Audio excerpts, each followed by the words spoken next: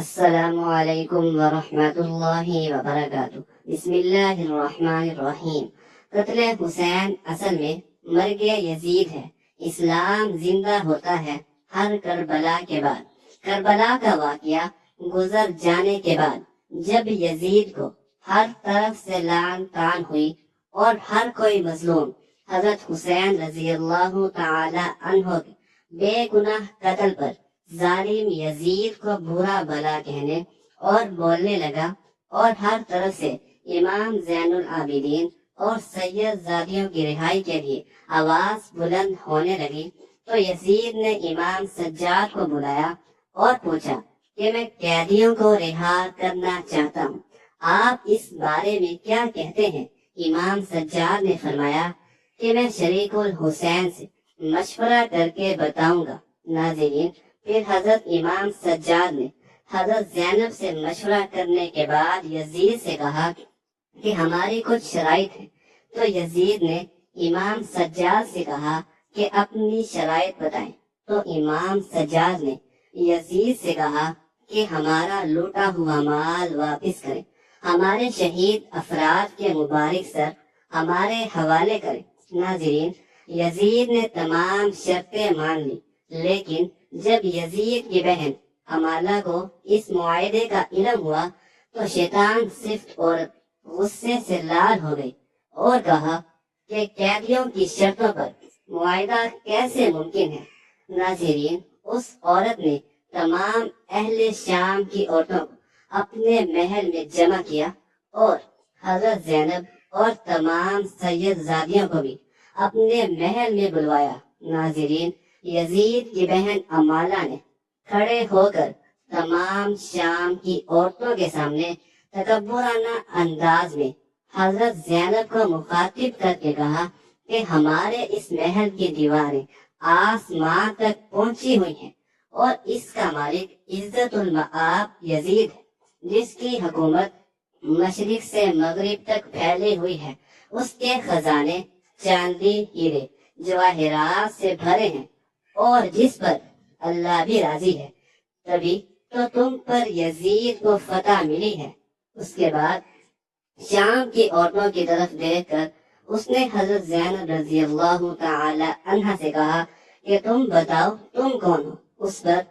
حضرت زینب رضی اللہ تعالی عنہا نے جلال بھرے لہجے میں کہا کہ میں نے تیری بات سن لی، مگر تو نے ابھی تک میرا مکمل تعارف نہیں پایا، لیکن تمہارا تعارف یہی ہے کہ تم حسین کے قاتل یزید کی بہن ہو، میرے بھائی نہیں، نبی کریم صلی اللہ علیہ وآلہ وسلم کے خاندان کی عورتوں کو ناحق اسیر بنایا، اور تم بھی باعزت ہونے کا دعویٰ کرتی ہو۔ تم جس بھائی کی مشرق و مغرب تک حکومت پر اترا رہی ہو، سن لو، میرے رب کی حکومت پوری کائنات پر ہے۔ تم نے سچائی تو سن لی، لیکن میرے جد امجد پوری کائنات کے مالک و خالق کے محبوب ترین نبی کریم صلی اللہ علیہ وآلہ وسلم ہے۔ ناظرین، حضرت زینب نے اس ملعون عورت کو مزید کہا کہ تم جس دولت پر اترا رہی ہو، میرے خدا کے سامنے نبی کریم صلی اللہ علیہ وسلم کے گھرانے کے ایک فرد کے ایک سجدے کے برابر بھی نہیں، جو کہ خود دنیا کے تمام خزانوں کا مالک ہے، اور یہ محل جس پر تم کو فخر ہے، رب کائنات جلد ہی اس کو مٹی کا ڈھیر بنا دے گا۔ اس کے بعد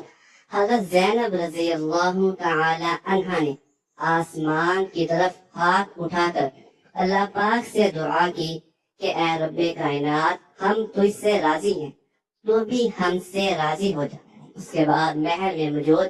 تمام شامی عورتوں نے حضرت زینب رضی اللہ تعالی عنہا کے حق میں آواز بلند کی، اور حضرت زینب نے یزید کی بہن کو کہا کہ اب بتا، ہم قیدی ہو کر بھی جیت گئے اور تم جیت کر بھی ہار گئے۔ اس کے بعد اہل بیت کے تمام لوگ شان و شوکت سے محل سے روانہ ہوئے۔ دوسری روایت میں ہے کہ یزید نے اپنی اسی بہن جس کا نام امالہ تھا،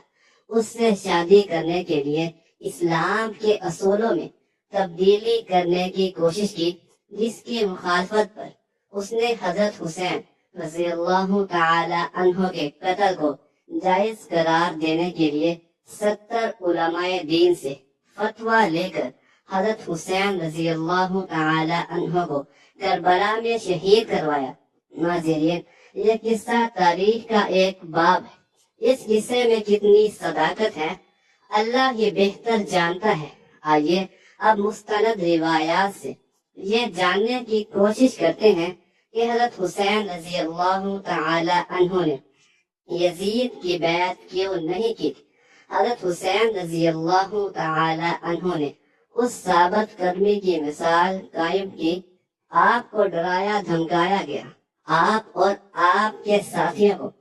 کئی دنوں تک بھوکا پیاسا رکھا گیا، حتیٰ کہ آپ اور آپ کے تقریباً تمام تر خاندان اور ساتھیوں کو بے دردی سے شہید کیا گیا، مگر آپ نے باطل کے ساتھ کسی مداہنت سے کام لیا اور نہ یزید کی بیعت کے لیے راضی ہوئے۔ سوال یہ ہے کہ سب مشکلات، تکالیف اور قربانیاں انہوں نے کس مقصد کے لیے دی؟ کیا آپ تھوڑی مداہنت، نرمی اور سمجھوتا کر لیتے تو اچھا نہ ہوتا؟ یہ خیال عموماً لوگوں کے ذہنوں میں پیدا ہوتا ہے۔ آئیے اس پر بات کرتے ہیں۔ کچھ لوگوں کا خیال ہے کہ حضرت حسین رضی اللہ تعالی عنہ اپنی خلافت قائم کرنا چاہتے تھے، اس لیے یزیدی فوج سے جا ٹکرائے۔ یہ درست ہے کہ انہیں کوفہ اور دیگر علاقوں سے بلاوے آئے تھے کہ آپ آئیں تاکہ آپ کو خلیفہ منتخب کیا جا سکے۔ انہیں وسیع عوامی حمایت کا وعدہ کیا گیا۔ بزرگوں نے آپ رضی اللہ تعالی عنہ کو سمجھایا بھی کہ یہ دھوکہ لگتا ہے، مگر آپ نے جانے کا قصد کر لیا تو خاندان کے اکثر مرد و خواتین، بچوں سمیت آپ رضی اللہ تعالی عنہ کے ساتھ عازم سفر ہوئے۔ تاہم حکومت سے لڑنا آپ کے پیش نظر ہوتا تو آپ مناسب جنگی تیاری کر کے جاتے اور عورتوں اور بچوں کو ساتھ نہ لے جاتے۔ جلدی سے وہاں پہنچے۔ حضرت حسین رضی اللہ تعالی عنہ کو پتہ چلا کہ حکومت کے ظلم و ستم کے خوف یا لالچ دیے جانے کے باعث لوگ آپ کا ساتھ دینے سے پہلو دہی کر رہے ہیں، تو آپ نے واپسی کا ارادہ کیا۔ تاہم آپ کو واپس آنے کی اجازت اس بات سے مشروط کیا گیا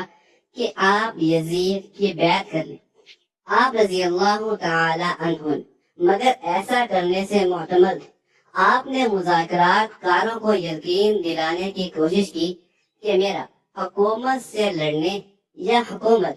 حاصل کرنے یا آئندہ بغاوت کرنے کا کوئی ارادہ نہیں، مگر وہ نہ مانے۔ کہا جاتا ہے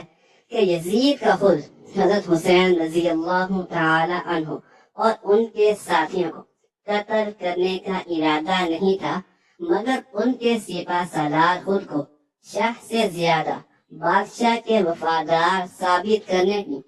کوشش کر رہے تھے۔ اس لیے انہوں نے صلح کی کوششیں ناکام بنائی اور بالآخر امام حسین رضی اللہ تعالی عنہ کا سر تن سے جدا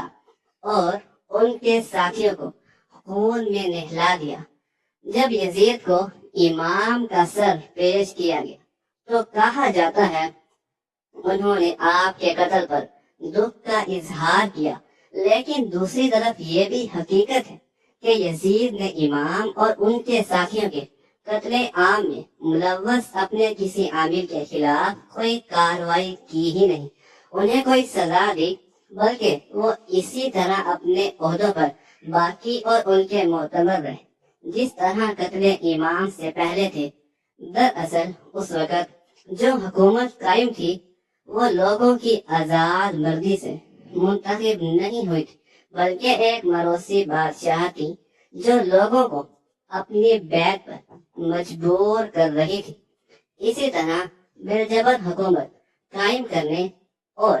لوگوں کو بیعت و اطاعت پر مجبور کرنے کی اسلام ہرگز اجازت نہیں دیتا۔ یہ امامت برحق نہیں تھی، لہذا حضرت حسین رضی اللہ تعالی عنہ نے سوچا کہ اگر وہ حق پر استقامت اور ثابت قدمی دکھانے کی بجائے یزید کی بیعت کر لیتے اور مسلط گوشی پر مداحنت سے کام لے لیتے تو اس بات کا اندیشہ تھا کہ رسول کریم صلی اللہ علیہ وآلہ وسلم کا مقدس نواسا ہونے کی بنا پر اہل اسلام آپ کے طرز عمل کو امام باطل اور فاسق کی زور و زبردستی والی بیعت کے لیے حجت سمجھ لیتے اور یہ ایک بڑی نظیر بن جاتا۔ آپ اگر چاہتے تو مزاحمت سے کام لے لیتے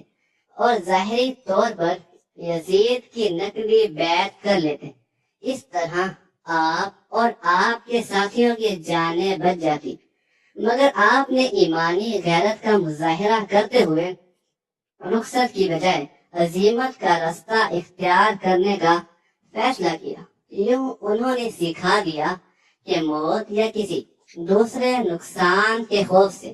حق کو چھوڑ کر باطل کی حمایت کرنا مردوں کا شیوا نہیں ہے۔ لہذا حضرت امام حسین رضی اللہ تعالی عنہ نے امام باطل کی بیعت کرنے سے انکار کر دیا اور اپنی قولی و عملی شہادت اور عظیم الشان قربانی کے ذریعے قیامت تک کے لوگوں پر راہ عظیم مثال قائم کر دی۔ آپ نے سکھا دیا کہ اگر آئندہ حق و باطل کے درمیان اس طرح کا معرکہ برپا ہوا تو حق و باطل میں ترجیح و انتخاب کا موقع آئے یا کوئی فاسق اور ظالم لوگوں پر بالجبر اپنی حکومت مسلط کرنے کی کوشش کرے تو آزادی قانون کی بالادستی جمہوریت اور انسانی وقار کے علمدار کسی مداحنت سے کام نہ لیں، جرأت دکھاتے ہوئے حق کے ساتھ سینہ تان کر کھڑے ہوں اور باطل کے ساتھ کسی بھی طرح کی حمایت اور تعاون سے سری انکار کریں۔ حقیقت یہ ہے کہ حضرت امام حریت جو اب وہ حکومت انسان دوستی اور حق و صداقت کے لیے کوشاں لوگوں کے لیے مشعل راہ ہیں۔ یہاں یہ بھی جان لیجئے کہ کیا امام احمد بن حنبل نے یزید بن معاویہ کے کفر ہونے کا فتویٰ دیا ہے؟ اس حوالے سے امام احمد بن حنبل رحمت اللہ علیہ کے بیٹے نے ان سے یزید کے بارے میں سوال کیا تو آپ رحمت اللہ علیہ نے جواب دیتے ہوئے ارشاد فرمایا، میرے بیٹے، کیا ایسا ممکن ہے کہ کوئی اللہ پر ایمان رکھنے کا دعویٰ کرے اور پھر یزید سے بھی دوستی رکھے؟ اور ایسے شخص پر میں احمد بن حنبل لعنت کیوں نہ کروں جس پر قرآن میں اللہ نے خود لعنت کی ہو؟ فرزند نے عرض کیا کہ کیا قرآن میں کس جگہ اس پر لعنت ہوئی ہے؟ تو انہوں نے جواب دیا کہ اللہ کے اس فرمان میں، بس اے منافقو، تم سے توقع یہی ہے کہ اگر تم کتاب سے گریز کر کے بیچ نکلو اور حکومت حاصل کر لو اور تم ہی زمین میں فساد برپا کرو گے اور اپنے ان قربات رشتہ داروں کو توڑ لو گے جن کے بارے میں اللہ اور اس کے رسول صلی اللہ علیہ وسلم نے مواصلت اور موادنت کا حکم دیا ہے، یہی وہ لوگ ہیں جن پر اللہ نے لعنت کی ہے اور ان کے کانوں کو بہرا کر دیا ہے اور ان کی آنکھوں کو اندھا کر دیا ہے کہ قتل امام حسین رضی اللہ تعالی عنہ سے بڑھ کر کوئی فساد نہیں ہو سکتا۔ یزید کی حکومت، زندگی اور حالات، واقعات اور اس کی زندگی پر اگر نظر ڈالی جائے تو معلوم ہوتا ہے کہ یہ نفیس اور الگ قسم کا نوجوان ہے۔ مسلمان گھرانے میں پیدا ہونے کے باوجود اسلام کی اصل روح سے روشناس نہ ہو سکا تھا۔ یہی وجہ ہے کہ وہ اسلام اور اسلامی تعلیمات سے یکسر بازی تھا اور دین داری سے ہٹ کر اگر انسانی اقدار و قوانین کی بات کی جائے تو اس نے ان کو بھی پامال کرنے میں کوئی کسر نہ چھوڑی تھی۔ یعنی وہ اعلانیہ اپنی ماں، بہن، بیٹیوں تک کو شہوت کا نشانہ بناتا اور ان کے ساتھ نکاح کو جائز قرار دیتا تھا۔ بیان کیا جاتا ہے کہ حضرت عبداللہ بن حنظلہ رضی اللہ تعالی عنہ مدینے کے ان بزرگوں یعنی سرداروں میں سے تھے، اور آپ اس وفد کا حصہ تھے جو اہل مدینہ کی طرف سے یزید کے حالات معلوم کرنے کے لیے یزید کے پاس گئے تھے۔ آپ کے ساتھ آپ کے 8 بیٹے بھی تھے۔ وہاں سے واپسی پر یزید نے آپ کو بطور خوش آمدید 1,00,000 درہم دیے، اور آپ کے بیٹوں میں سے ہر ایک کو 10,000 درہم دیے، اور اس کے علاوہ انہیں سواریاں اور خلعتیں بھی دی۔ اور جب عبداللہ مدینہ منورہ پہنچے تو لوگ پوچھنے لگے کہ بتائیں وہاں کی کیا خبر ہے، آپ نے یزید کو کیسا پایا؟ آپ نے فرمایا، میں ایک ایسے شخص کے پاس سے آ رہا ہوں، اگر میرے ان بیٹوں کے علاوہ کوئی اور بھی میرا ساتھ نہ دے تو میں بھی اس سے جنگ ضرور کروں گا۔ لوگوں نے کہا کہ ہم نے تو سنا ہے کہ اس نے آپ کی خوب عزت و توقیر کی اور آپ کو کچھ مال و متاع سے بھی نوازا۔ آپ نے فرمایا، ہاں یہ تو اس نے کیا، اور یہ سب کچھ میں نے اس لیے قبول کیا کہ اس کے ساتھ میں اس کے خلاف توقیت حاصل کروں گا۔ یہ سن کر لوگ بھڑک اٹھے اور آپ کے ہاتھ پر بیعت کر لی، اور ایک زمانے میں اہل مدینہ نے بنو امیہ کو مدینہ منورہ سے نکال دیا اور اعلانیہ یزید کی برائی بیان کرنے لگے۔ سامنے یزید کے خلاف حضرت عبداللہ بن حنظلہ کے ہاتھ پر بیعت کر لی۔ پھر حضرت عبداللہ بن حنظلہ نے فرمایا کہ اے قوم، خدا سے ڈرو۔ بس خدا کی قسم، ہم نے اس وقت تک یزید کی بیعت نہیں توڑی، یہاں تک کہ ہمیں خوف ہوا اور زیادتی کے سبب کہیں ہم آسمان سے پتھر نہ برس پڑے، یعنی برائی بہت عام اور بڑھ گئی، کیونکہ یزید ایک ایسا شخص تھا جو ماؤں، بیٹیوں اور بہنوں کے ساتھ نکاح جائز کر دیتا اور شراب بھی پیتا تھا۔ علامہ ابن حجر مکی رحمت اللہ علیہ نے تو اس روایت میں یہ بھی اضافہ کیا ہے کہ یزید وہ ظالم شخص تھا جس نے رسول اللہ صلی اللہ علیہ وسلم کی اولاد کو شہید کیا۔ ناظرین، یہ ایک متفقہ روایت ہے جو تاریخ کی درجنوں کتب میں موجود ہے۔ اس کے مطابق حضرت عبداللہ بن حنظلہ رضی اللہ تعالی عنہ نے یزید کے ذہنی افکار کو بڑی وضاحت سے بیان کیا، یعنی ہر عقل و شعور رکھنے والا آدمی بآسانی یہ سمجھ سکتا ہے کہ یزید کے دل و دماغ میں ہر وقت کس قسم کے خیالات سے سوار رہتے ہوں گے، اور سید زادیوں اور امہات المؤمنین وغیرہ کے متعلق بھی کسی قسم کا ذہن رکھتا ہوگا۔ چنانچہ ایک مرتبہ تو اس نے وہ غلیظ حرکت کر ڈالی کہ جس کا معاذ اللہ کبھی کوئی مسلمان سوچ بھی نہیں سکتا، یعنی اس نے سیدہ ام المؤمنین حضرت عائشہ صدیقہ رضی اللہ تعالی عنہا کو ہی خود کا پیغام بھیج، اور اس وقت سیدہ ام المؤمنین بڑھاپے میں تھی اور آپ رضی اللہ تعالی عنہا کی وفات میں تھوڑا ہی عرصہ رہ گیا تھا۔ یزید لعین کا پیغام نکاح جیسے ہی ام المؤمنین حضرت عائشہ صدیقہ رضی اللہ تعالی عنہا تک پہنچا تو مدینہ منورہ میں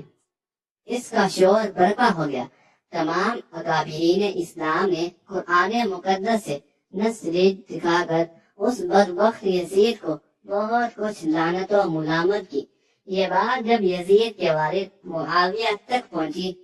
تو آپ رضی اللہ تعالی عنہ نے نہ کسی طرح اس بڑھتے ہوئے فتنے کو شخص کو اپنے انتقام پر خاموش کر روک دیا،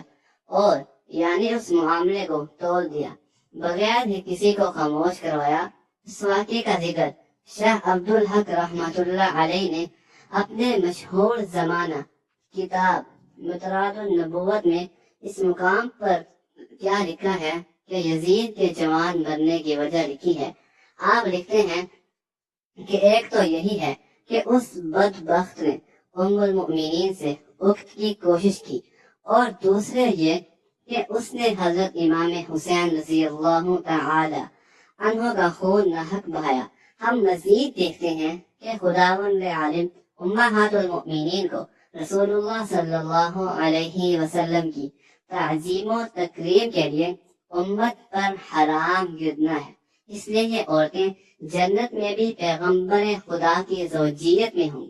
چنانچہ ایک کتاب میں ہے کہ ایک دفعہ طلحہ بن عبداللہ نے کہا تھا کہ پیغمبر خدا کی وفات کے بعد میں بھی حضرت عائشہ صدیقہ رضی اللہ تعالی عنہا سے نکاح کروں گا۔ چنانچہ طلحہ کے اس ارادے پر اللہ تعالی نے قرآن مقدس کی وہ آیت نازل فرمائی جس میں ہے کہ ازواج رسول اللہ صلی اللہ علیہ وآلہ وسلم سے نکاح سے منع فرما دیا گیا۔ آپ آگے مزید لکھتے ہیں کہ بعض کتب میں یہ بھی لکھا ہے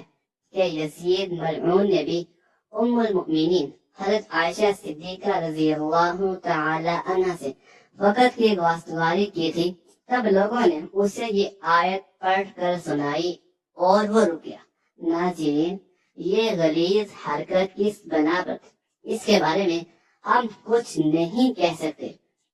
مگر اتنا ضرور کہیں گے کہ وہ لوگ جو یزید کو صالحین امت میں کھڑا کرنے کی کوشش کرتے ہیں اور حافظ قرآن و قاری یہ حدیث ثابت کرنے کی کوشش کرتے ہیں، تو وہ ذرا ہوش کے ناخون لیں، کیونکہ اگر وہ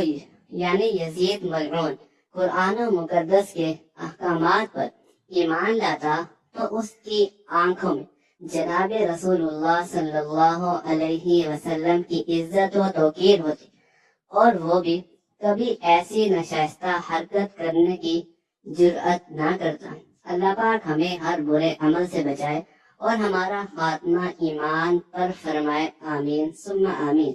ناظرین، کمنٹ باکس میں ایک بار صلی اللہ علیہ وآلہ وسلم ضرور لکھیے گا۔ شکریہ، اللہ حافظ۔